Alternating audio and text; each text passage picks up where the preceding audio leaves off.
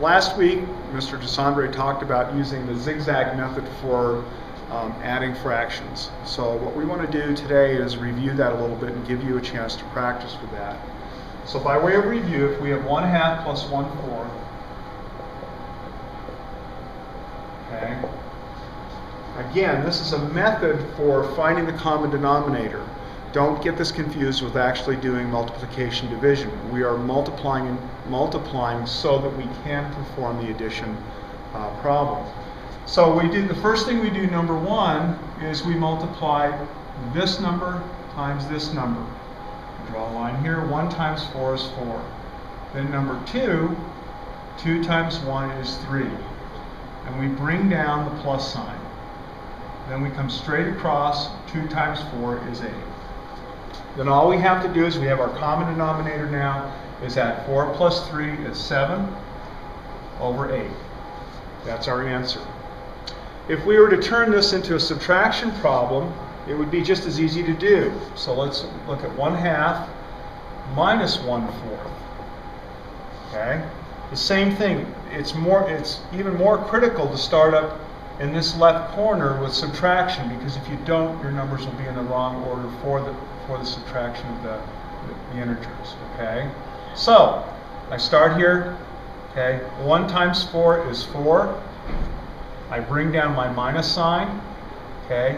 2 times 1 is 2, and then 2 times 4 is 8. Paying attention to my minus sign, 4 minus 2 is 2 over 8. We're not going to work on simplifying right now. This could be simplified. We're going to talk about that tomorrow. Okay, let's have you do a couple of these on your own. We have 2/5, okay, plus 1/10, and equals, and then let's do 2/5 minus 1/10.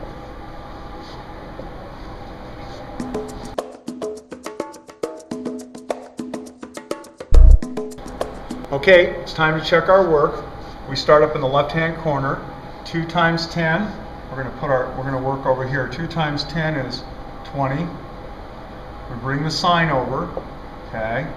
1 times 5 is 5. And then 5 times 10 is 50. And all we have to do is 20 plus 5 is 25 over 50. And if you know how to simplify that already, you can go ahead and do that. All right, we're going to look, our numbers are going to be the same. I mean, obviously we're cross-multiplying the same numbers. The only difference is the minus sign. 2 times 10 is 20. Okay, I'm going to bring this minus sign over here, and 5 times 1 is 5. And 5 times 10 is 50.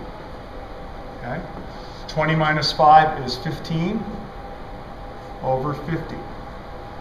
So this is what you should look like. Make sure you're diagramming it this way so you keep it straight. Okay, let's practice one more. Okay, well, one more problem. We'll do it just like we did the last one. We'll do it as addition, and we'll do it as subtraction. 2/3 plus 1/6 and 2/3 minus 1/6. So go ahead and write those down. Remember to follow the pattern.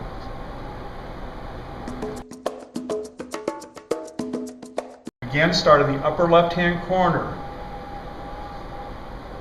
2 times 6 is 12. Bring my plus sign over. 3 times 1 is 3. And then 3 times 6 is 18. Then I just do my addition. 12 and 3 is 15. So my answer is 15 over 18.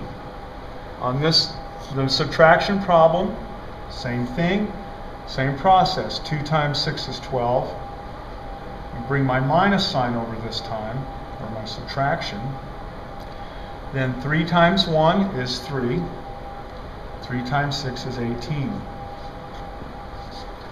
12 minus 3 is 9. 18. Okay.